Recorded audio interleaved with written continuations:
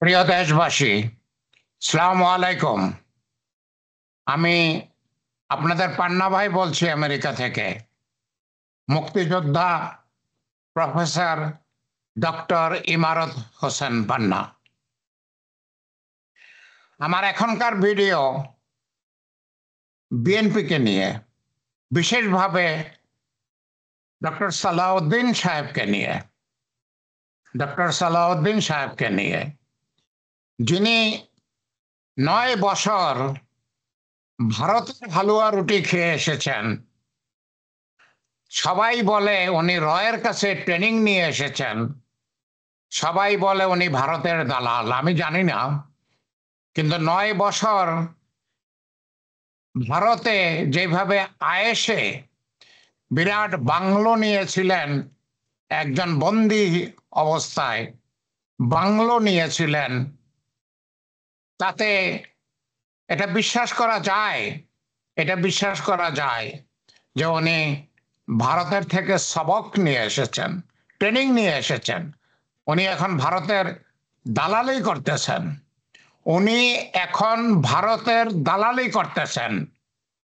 যে কোনো মূল্যে উনি বাংলাদেশকে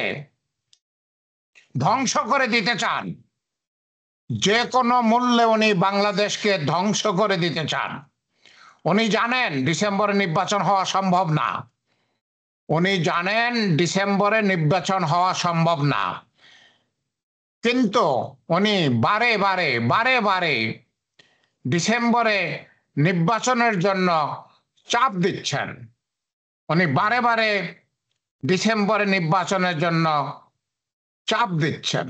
কেন উনি ডিসেম্বরে নির্বাচনের জন্য চাপ দিচ্ছেন?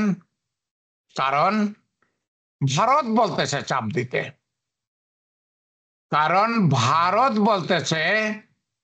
চাপ দিতে, সেই জন্য উনি চাপ দিতেছেন। আমরা কি করব? আমরা এই সালাউদ্দিন সাহেবকে দিয়ে কি করব? আসলে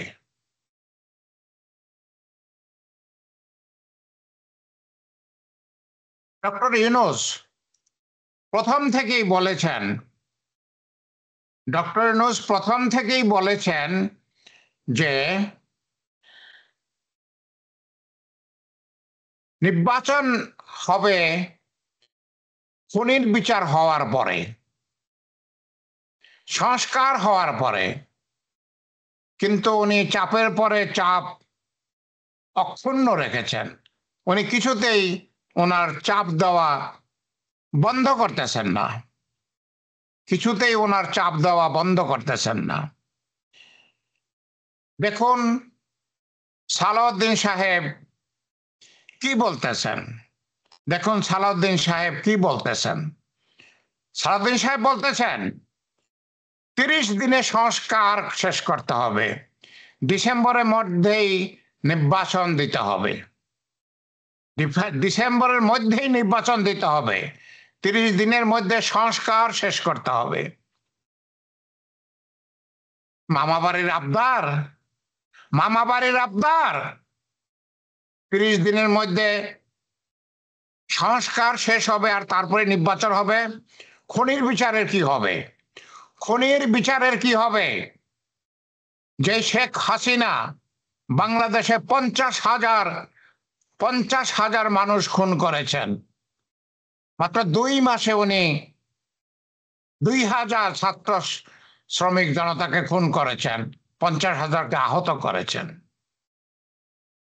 শাপলা চত্বরে উনি কি করেছেন? কত হাজার আলেম ওলেমা কোরআনের পাখিদেরকে খুন করেছেন। 800 আয়না ঘরে কত হাজার লোককে উনি খুন করেছেন। সেই খুনির বিচার হবে না? উনি 32 লক্ষ কোটি টাকা বিদেশে পাচার করেছেন। তার বিচার হবে না? তার বিচার হওয়ার আগেই নির্বাচন হবে? সালাউদ্দিন সাহেব কি হাসিনার দালালি করতেছেন, ভারতের দালালি করতেছেন? হাসিনাকে পুনঃপ্রতিষ্ঠিত করতে চান? বাংলার মানুষ সেটা বোঝে, বাংলার মানুষ সেটা বোঝে। সালাউদ্দিন সাহেব 9 বছর ভারতের নুন খেয়ে এসেছেন, এখন গুণ গাচ্ছেন। 9 বছর ভারতে রয়ের ট্রেনিং নিয়ে এসেছেন, রয়ের এজেন্ট হয়ে এসেছেন, এখন বাংলাদেশকে অস্থির করার চেষ্টায় আছেন। বাংলাদেশ থেকে আপনি বিতাড়িত হন, আপনি বাংলাদেশ ত্যাগ করেন। বাংলাদেশ আপনার দেশ না, বাংলাদেশ আপনার দেশ না। 9 বছর যেই ভারতে ছিলেন, দয়া করে সেই ভারতে চলে যান। ওকে, যেই ভারতে 9 বছর ছিলেন সেই ভারতেই আবার চলে যান। বাংলাদেশে এসে ভারতের দালালি করার কোনো দরকার নাই, কোনো দরকার নাই। বাংলাদেশের মানুষ আপনাকে চায় না, বাংলাদেশের মানুষ আপনাকে চায় না। বাংলাদেশের জনতা, বাংলাদেশের জনতা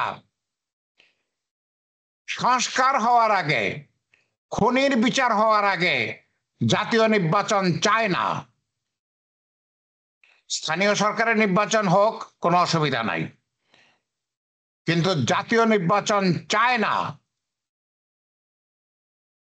আমরা এক চোরকে দেশ থেকে তাড়িয়েছি আরেক ডাকাতকে বসানোর জন্য। এক চোর দেশ থেকে তাড়িয়েছি ডাকাত বসানোর জন্য। দয়া করে থামুন, সালাউদ্দিন সাহেবরা দয়া করে থামুন, ভারতের দালালরা দয়া করে থামুন, দয়া করে শুনুন, মানুষের কণ্ঠ শুনুন, জনতার কণ্ঠ শুনুন। জনতা কি চায়, জনতা কি বলে। আপনারা মনে করেন বাংলাদেশের সবাই বিএনপি করে, সে ঘুরে বালি।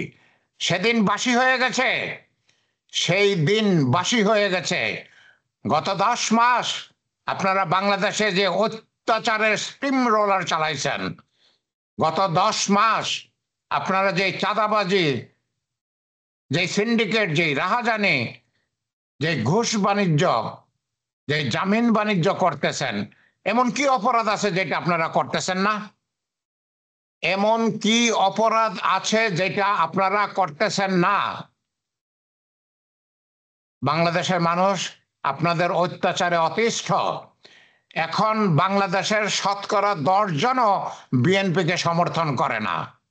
ওই যে দুদু সাহেব বলেছিল মতো করলে সাগর হয়ে যাবে, মতো করলে দুদু সাহেবের বাড়িও ভিজবে না। মতো করলে দুদু সাহেবের বাড়িও ভিজবে না, বন্যা বয়ে যাওয়া তো দূরের কথা।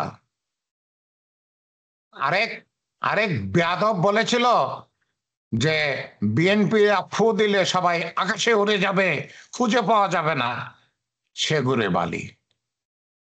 বিএনপি সমর্থন এখন বাংলাদেশে হার্ডলি শতকরা 10 জন আছে। ওকে, আপনাদের দিন শেষ, আপনাদের দিন শেষ। ইলেকশন হলে আপনাদের জামানত বাজেয়াপ্ত হবে, জামানত বাজেয়াপ্ত হবে।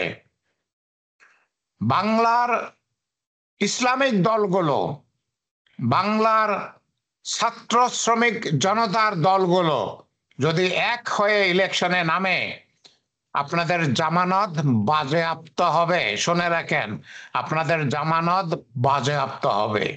ওকে, দয়া করে চুপ করেন, সালাউদ্দিন সাহেবরা দয়া করে চুপ করেন। ডক্টর ইউনূসকে দেশটাকে সুন্দরভাবে গুছাতে দেন।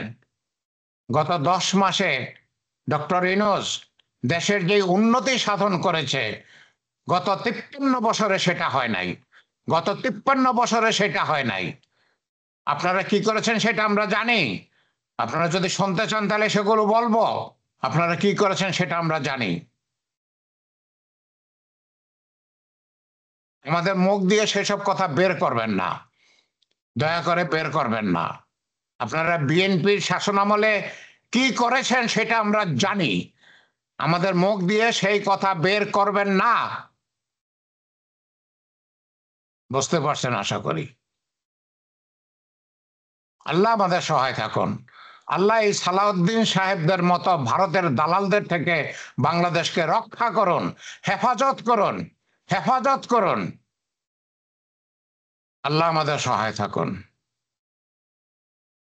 বাংলার ভাই বোনেরা, আপনাদের কাছে আমার একটা অনুরোধ, যদি সম্ভব হয়, যদি কয়েক সেকেন্ডের সময় হয়, তাহলে আমার চ্যানেলটা সাবস্ক্রাইব করবেন, রিং বাটনটা টিপে দিবেন, শেয়ার করবেন।